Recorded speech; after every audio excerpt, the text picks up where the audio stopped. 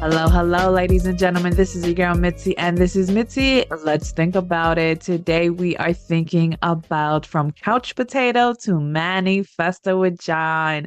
Oh my goodness, this is such a great topic, especially for those individuals who are just trying to figure out what manifestation can really do to you. Well, I have John here all the way from Vancouver to give me his insight. So thank you so much, John, for being on my show. But let's just dive right into it. What made you go into from a couch potato to a manifester? Like, what does that mean to you? Okay.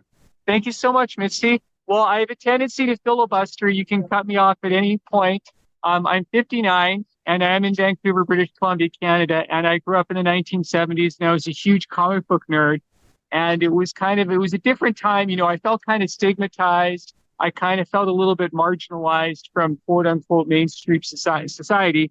Because as a Canadian, if you're a boy and you don't like hockey, you know, you're considered a total weirdo. I'm surprised I wasn't burned at the stake. You know, my spirit did not come into this body with any sort of interest in sports whatsoever. I like comic books and sci-fi and Star Trek and all that kind of stuff. So when I was a boy, I wanted to be a comic book artist. And then when I graduated high school in 1983, I tried acting for a couple of years. You look quite young, but there was a Western from the 1960s called The Big Valley. And one of the stars of that show, Peter Breck, he came to Vancouver and he started an acting school called the Breck Academy. And this was in the mid 1980s. And the film and TV industry was really booming in Vancouver at this point. So I tried acting for a couple of years. You know, that was an amazing experience for me. I got to meet Gene Hackman and Richard Dreyfuss. They were two of the biggest stars at the time.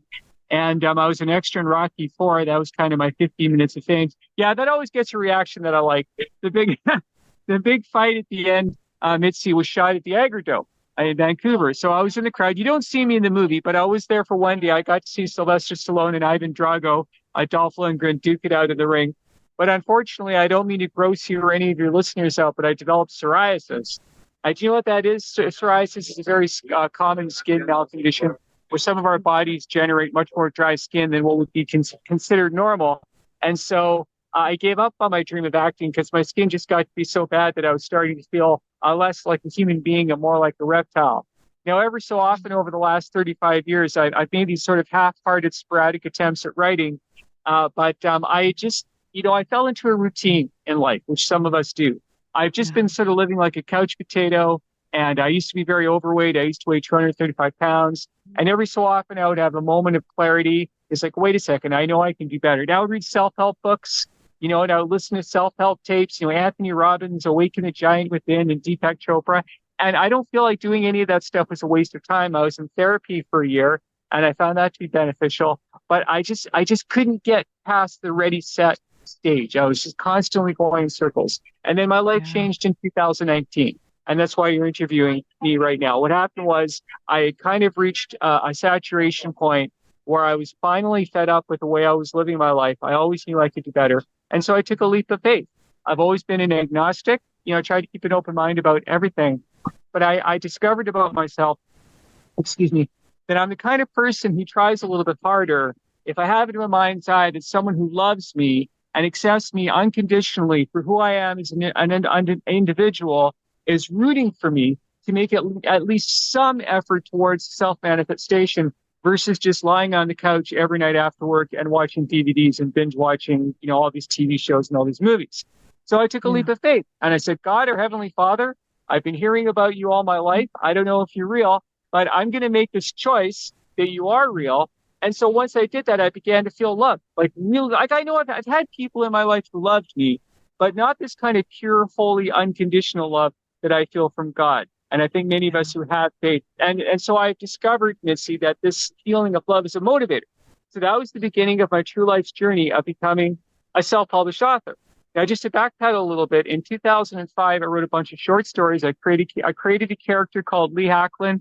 He's a private investigator, and he's a smoker and a drinker, and he's a ladies' man. You know, he's basically a much cooler version of me, which is something I think a lot of writers do. I think that's what Tom Clancy did when he created Jack Ryan, or Ian Fleming when he created James Bond, or Stan Lee when he created Spider-Man. You know, it's a wish fulfillment. It's like, well, this is me, but much braver, much more handsome, much more charismatic, and so on. And so I just wrote these short stories for my own amusement at work. I was just working security at this job. It was like the world's easiest job. And then After I reached out to God and asked him to help me, I cobbled these short stories together. Thank goodness I made hard copies of them and I read them. I'd written them many years ago. And I don't know if you do any creative writing, Mitzi. It's very hard to be objective about your own stuff, right? And at the end of the day, we're all our own worst critics. But I was Yeah. able to read these stories as if someone else had written them. Like, gosh, I thought if these stories were written by Joe Blow instead of John Leister, I know I would like them. So there's got to be at least one other weirdo in this world who doesn't think that they're total garbage. So they became my first book, The Collected Cases of Lee Hackler, 1970s Private Investigator, Book One. And it was a real uphill struggle for me to get that first book posted. And this is another important life lesson, I feel. When we embark on a new adventure in our lives, we have to have it in our mind's eye in advance. This is really important for all your listeners out there. There are going to be hiccups along the way. There are going to be obstacles that are unforeseen, and that it's okay. You go to plan B, you go to plan C, you ask for help. And this is a guy thing, I feel. I don't mean to be sexist or stereotypical, but we men, we're not very keen on asking for help. That's just, we want to do everything by ourselves, DIY, and that's good up to a point. But at some point, if you need information and you need to get it from other people, then you better ask, and you have to demonstrate to people that you're worth helping. So I was going to the library every day after work, and initially I was dealing with Amazon, and Amazon was rejecting my banking information. And this is the hiccup that I had. And so then I'd go to the bank, and they say, no, it's the right information. So it's going in circles, and I was losing my mind. But because I had taken this leap of faith, because, God, I see my relationship with God as like Big Brother from 1984, Big Brother's watching you, but in a good way, in a loving way, like Yoda in Luke Skywalker's rucksack, whispering in my ear all the time, don't give up. Okay? You're not getting the result that you want. Go to plan B, go to plan C, ask for help, keep digging, keep trying. And then one magical day, Mitzi, I saw on the screen, congratulations, your ebook has been published. I don't know what I did differently or what happened. I know, right? And it was a very unusual feeling for me. Some people people like Arnold Schwarzenegger, they live their whole lives this way. They have a goal, they move towards it, there's hiccups along the way, they achieve the goal, and then they move on to the next goal, right? And then there are people like myself who just don't seem to have that drive and determination. But when I saw on that screen, that window, I thought, so gosh, that's what that feels like. Crossing the finish line, like starting something, and there were hit potholes and speed bumps along the way, and little hiccups. And for once, I didn't fail. For once, I didn't throw in the towel. I actually crossed the finish line. Now, this was in 2019, and now it's 2024, and I have over now. I don't mean to beat my chest about this, okay? But I have about 100 of these books online now. Now, mind you, they're not very long. I mean, some of them are about 20, 25 pages. They're short stories. Essentially, they're glorified short stories. So I've discovered over the last 5 years that this is what I was meant to do with my life. And I'm not so much discovered, but just embraced it. And my message to the world is it's not too late. I'm 59 now. I'm in the best shape of my life, physically and emotionally, and spiritually, I like to think, at least compared to the way I was living my life before I had God in my life. And here's another thing. I lost 65 pounds because when we begin to love ourselves, and it's not narcissism to love yourself, you absolutely have to love yourself, I feel. And this is just my opinion. And if people disagree with me, that's fine. I'm not out to change other people's opinions. I'm just sharing my story. You have to love yourself. You have to accept who you are, accept what you like. And if you feel like you're lost at sea and you can't decide, what kind of career that you want for yourself, just go with what you like. If you're into pop culture and Star Wars and Marvel and Disney and all this stuff, for goodness sakes, do a podcast like what you're doing. Share yourself with the world, share your ideas and your thoughts. And you meet the most amazing people. You might wind up meeting someone that you spend the rest of your life with, and you might meet people who open doors for you. So that's my story in a very long-winded nutshell. No, I really enjoyed it. Thank you. You brought up a lot of very good points, and I'm really glad that you did. You brought up faith. You brought up the reality that you're not like everybody. You didn't have the same perception of sports or just in life. Right. Your goals were differently. We're not using a pod. Exactly. And Right. that's the thing. A lot of people need to remember that it's okay to be different. It's okay to embrace whatever that you feel as long as it's appropriate for the moment, for the context, and I think more people need to start thinking about that. And I also like the fact that you brought up hiccups because man, do those hiccups really bombard our life. And at sometimes it causes us to freeze in the moment instead of just evaluating and rationalizing the It's the easiest thing situation. to quit, right? It's the easiest thing to throw in the towel. If you believe in the story of the Garden of Eden, Adam and Eve and the apple, and Eve ate the apple, and God kicked Adam and Eve out of paradise. If you believe in that story, and personally I don't, but I think it's a parable. I see it as a fable. I think that the moral of that story is paradise sucks. We really don't want paradise. It would be fun for a while. I'm sure Adam and Eve had a good time for a little while frolicking around the Garden of Eden, but eventually they got bored. That's why they ate the apple, because if we had paradise, we'd have no purpose. We need our challenges. We need our hills to climb, because that's what gives our lives purpose. Now, we shouldn't go out of our way to create those challenges, and maybe we'll do that if we make bad choices. If I wake up tomorrow morning and the first thing I do is have a six-pack of beer before going to work, right? That's going to add not only to my woes, but to the woes of anybody who cares about me, right? Yeah, The more positive choices that we make in our lives, the more that we embrace who we are, accept who we are, love ourselves, accept ourselves, and those feelings go out into the world. And people who say, "Oh, I'm going to live my life the way I want to live my life," and if other people don't like it, that's fine. But if you're living in a state of self-immolation, as I was for so many years, those feelings have a global impact. When we feel good about ourselves, we're actually inspiring other people to feel good about themselves. And that works both ways. And that's how I'm trying to live my life for however many years I'm lucky enough to have left. And again, better late than never. We have to live exactly. in the present. We have to live in the here and now. As soon as we start thinking about the past, oh, I should have done this. Oh, I should have done that. Oh, I remember 10 years ago when everything was great. It's disempowering. We as individuals need to have a mindset that empowers us, right, to act versus procrastinate. And again, just have it in your minds, I used to say earlier, there are going to be obstacles. There are going to be hiccups that are unforeseen. And it's okay. That's what makes it interesting. I mean, if you saw a movie where the hero had no challenges, it would be a pretty boring movie, right? It wouldn't, Yeah. you make two movies about a guy who sails around the world, and in one version, it's clear sky, and he goes to a Polynesian island, and he marries a beautiful woman. It's a happy ending. But in the other movie, there's a storm, and the ship sinks, and there's sharks, and he winds up on an island that's populated by cannibals, and there's a CIA agent, and he rescues her, and they go off and they destroy a laser weapon that's in Cuba that's pointed at Washington, D.C., and then there's aliens. Like, that's the movie that's going to make more money, right? That's the movie Exactly. that's more exciting. And that's our lives. And I have a Facebook group page called Johnny's Way, and I write this very often. And I think I might have gotten this from Joe Rogan.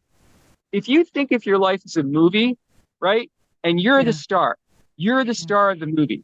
And if you're sitting in a movie theater and if you're watching your life on the screen, would you want to keep watching, or would you leave the Ooh. theater, right?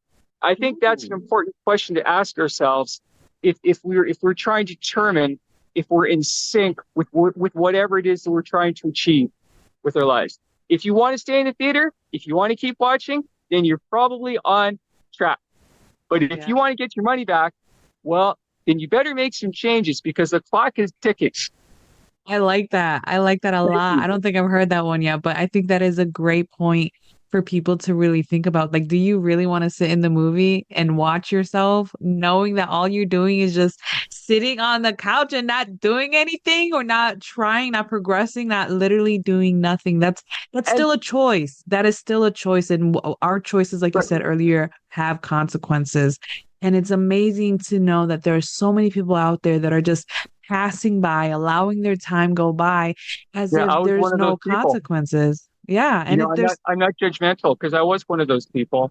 And yeah, exactly right, 100%. it Yeah. is amazing. So I'm curious, since you said you're a sci-fi guy, if you had Mm. any superpower, what would be your superpower?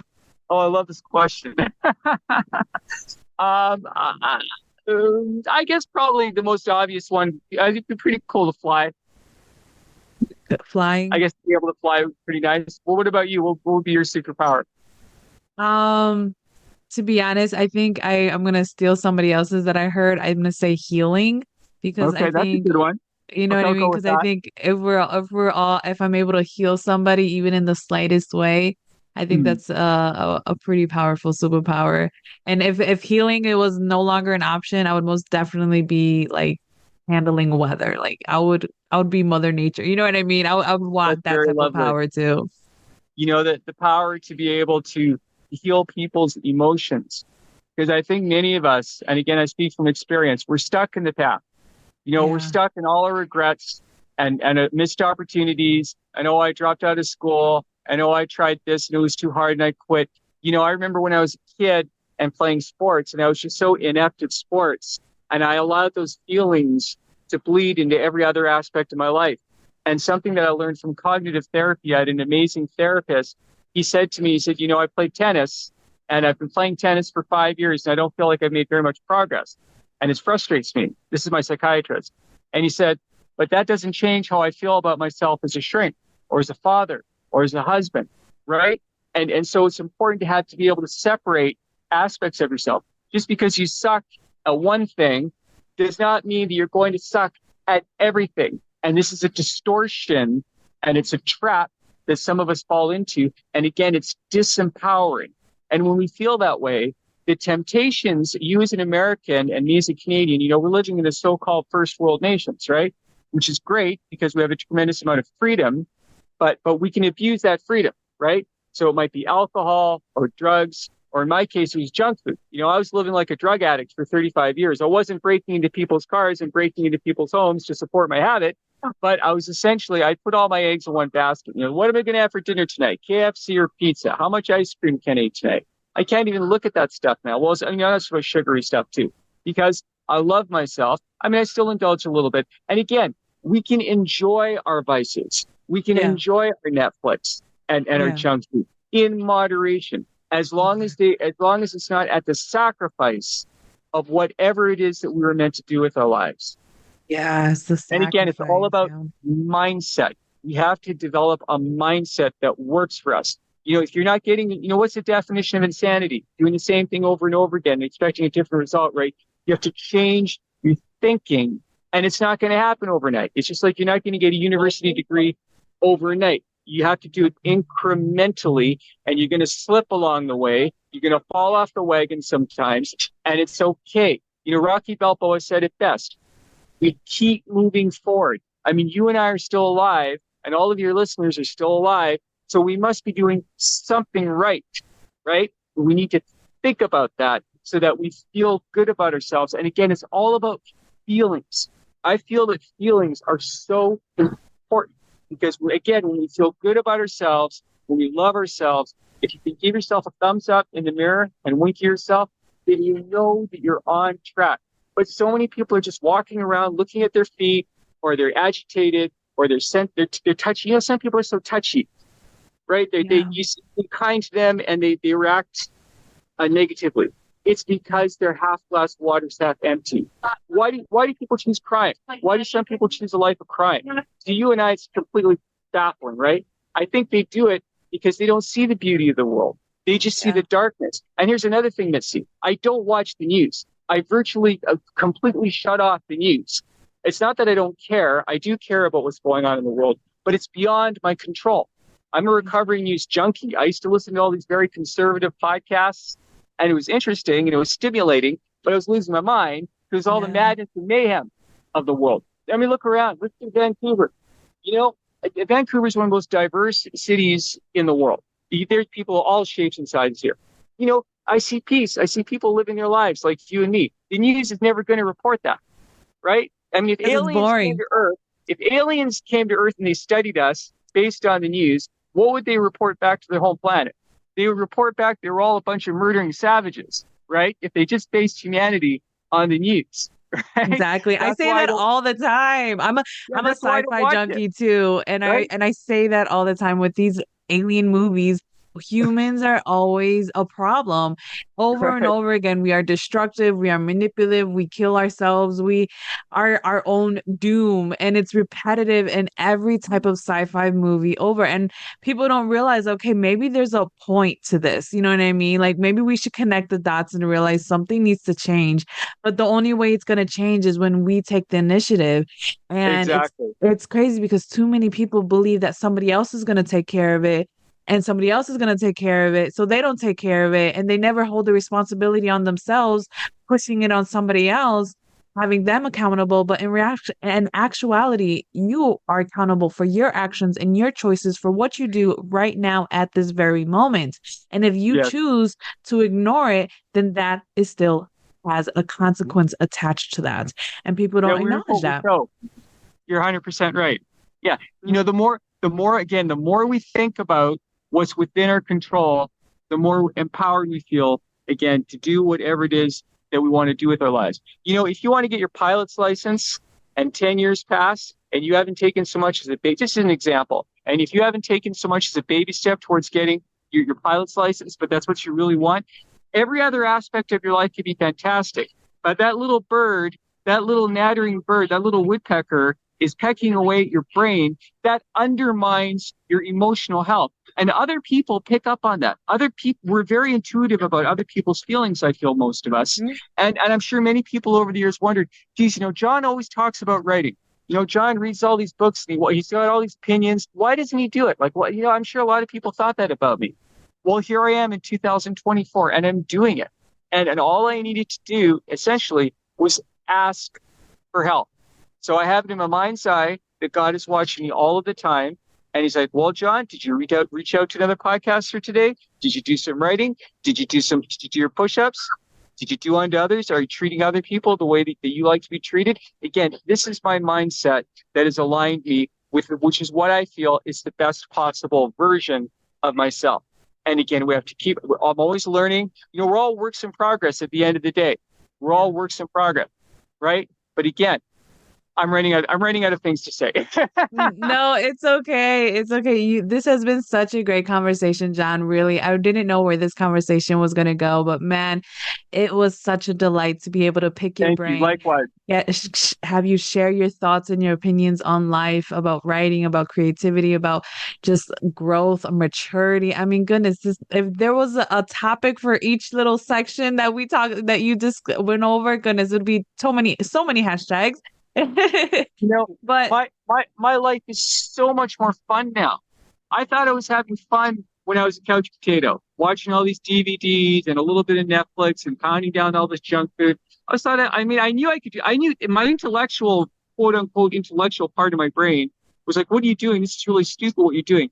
But because I was having fun doing it, this is so much more fun. Reaching out to nice people like yourself, manifesting, creating.